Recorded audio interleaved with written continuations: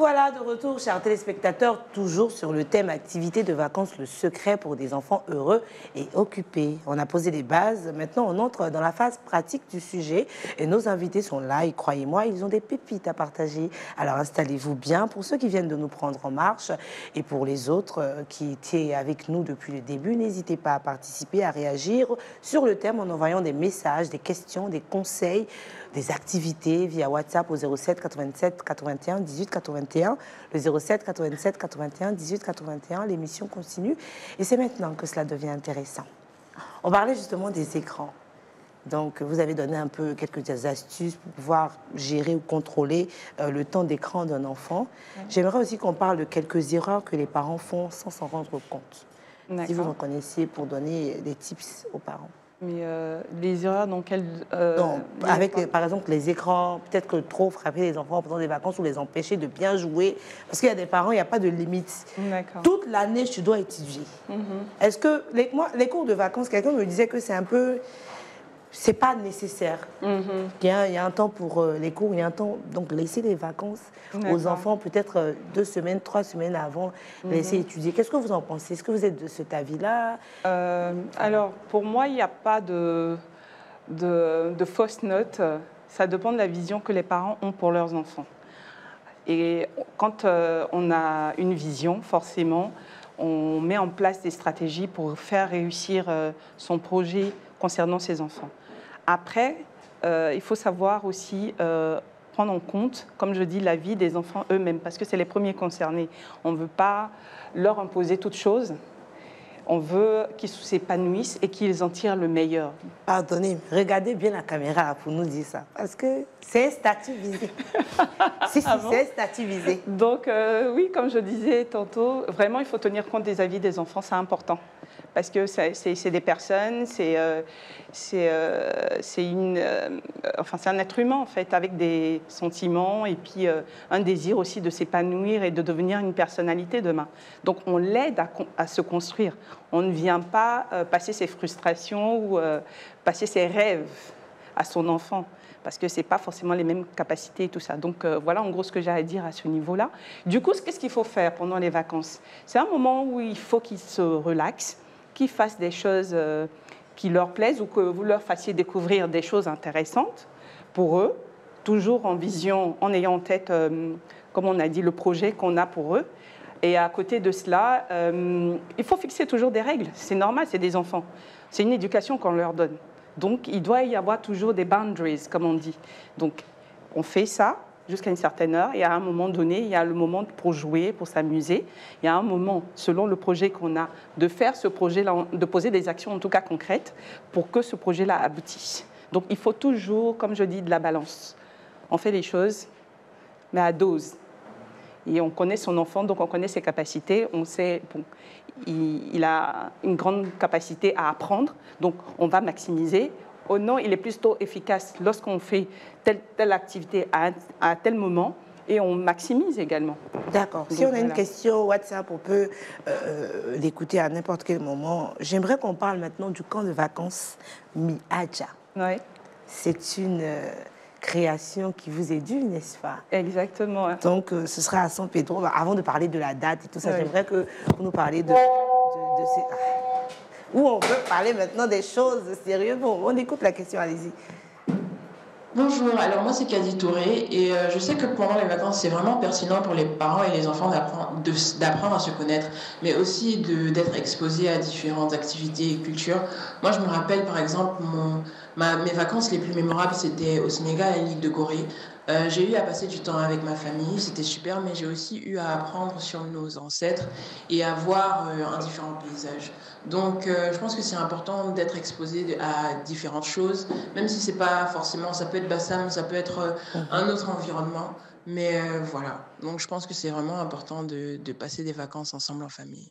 C'est ça, c'est important de le signifier. C'est pas que les conditions, comme vous avez dit, ça peut être au village aussi. Oui, absolument. Une autre culture. Donc, on parlait justement du camp de vacances. Comment vous est venue cette idée de créer un camp de vacances comme ça et à quel moment vous avez commencé? Parlez-nous en détail de ce projet. Magnifique. Alors, ce projet est né d'un constat personnel que j'ai fait. Moi, j'ai eu cette opportunité de partir à l'étranger très jeune. Donc, je me suis frottée à d'autres cultures, à d'autres manières de voir et de vivre. Et je me suis aperçue qu'il y avait un véritable manque chez moi parce que je ne connaissais pas ma culture, je ne savais pas qui j'étais. Et donc, à un âge comme l'adolescence, où on se cherche un petit peu et on veut savoir qui on est, et on a différents modèles comme ça qui se présentent, celui de mon côté africain manquait. Et à cette même période, je me suis rapprochée de mon père, avec qui j'avais commencé à avoir de très, on va dire, sérieuses discussions. Qui on est, d'où on vient, pourquoi est-ce qu'on porte le nom qu'on porte et tout ça. Et on a commencé à avoir des discussions très intéressantes où il m'a donné la signification de notre nom.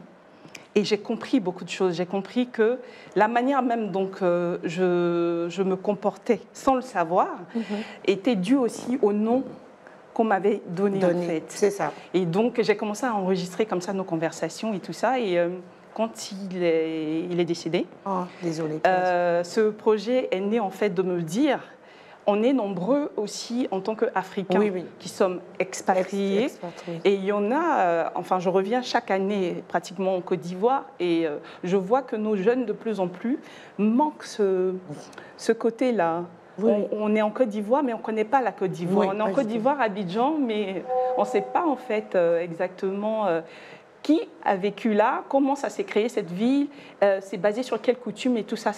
En fait, j'ai eu le sentiment qu'aujourd'hui, les jeunes cherchent des modèles. C'est ça. Et ils vont les chercher ailleurs, chez les Européens, chez les Américains, mais ce n'est pas nous.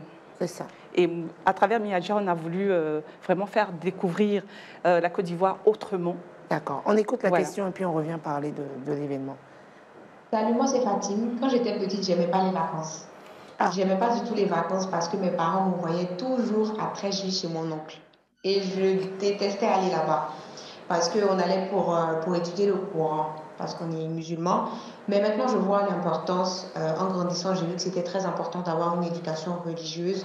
Donc, j'aimais pas avant, mais je suis reconnaissante aujourd'hui pour ça. C'était un avis. On était nombreux à ne pas aimer aller chez nos oncles avant.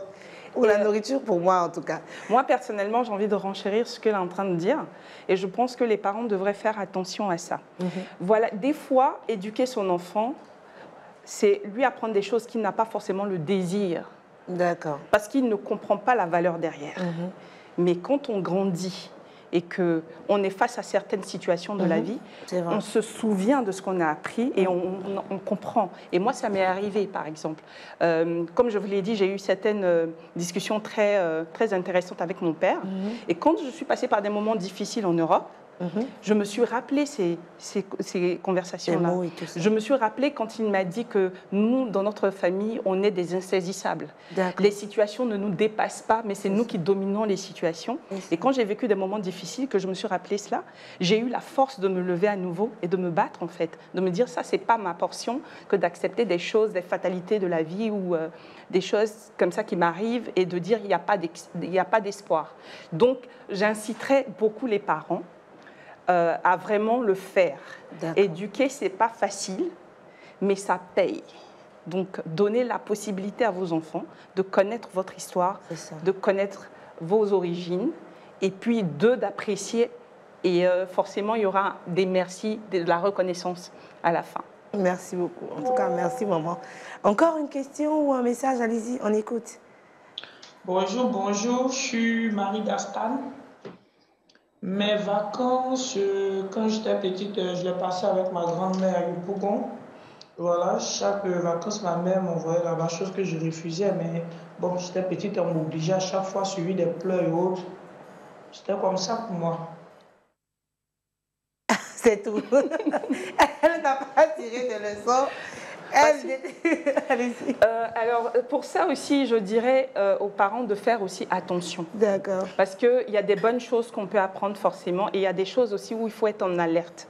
Quand un enfant, vous voulez forcément lui, à répétition, vous essayez de lui dire « va chez un tonton » ou « va chez une tata » et qu'il est réticent, arrêtez-vous 2 secondes et posez la vraie question. Pourquoi tu ne veux pas y aller?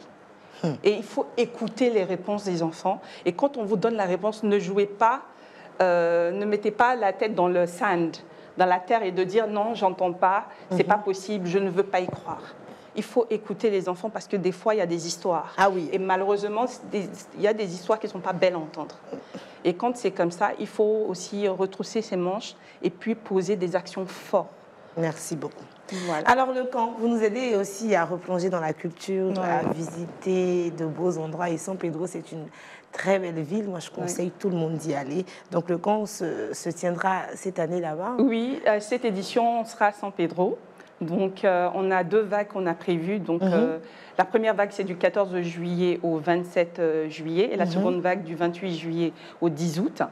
Et durant cette période-là, on va à la découverte en fait, du pays profond, en fait, du Bas-Sassandra.